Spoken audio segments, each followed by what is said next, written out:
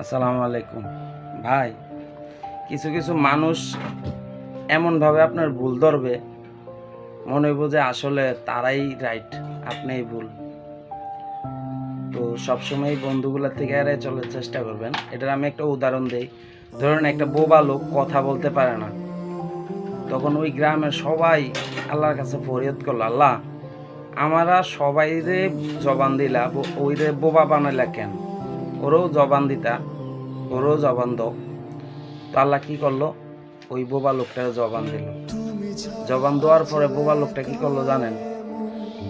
জায়গায় জায়গায় যাইয়া শুধু ঝগড়া লাগাইতেছে। কার বউ ভাগছে, কে কি করছে, কে কই যায়, কে সুদ খায়, কে ঘুষ খায়, তারপরে দেয়া কে কই গেছে, আইসা বউরার কাছে লাগায় আপনার জামাই ওইখানে গেছে, জাগার জমি নিয়ে ঝগড়া করে, মানে পুরো অশান্তি সৃষ্টি করছে। তখন ওই লোকগুলো আবার ফরিয়াদ করলো, আল্লাহ তারা তো বোবা বানাইছিল, এটাই ঠিক আছিল, তারা জবান দেওয়ার পরে তো পুরো এলাকার মানুষ অশান্তি ভুগতেছে।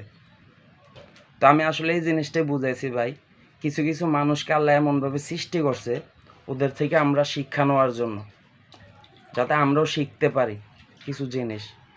তুই যারা আপনার ভুল ধরার চেষ্টা করবে সব সময় ভাই, তাদের থেকে একটু এড়িয়ে চলবেন, খেয়াল রাখবেন তারাই আপনার শত্রু। আসসালামু আলাইকুম।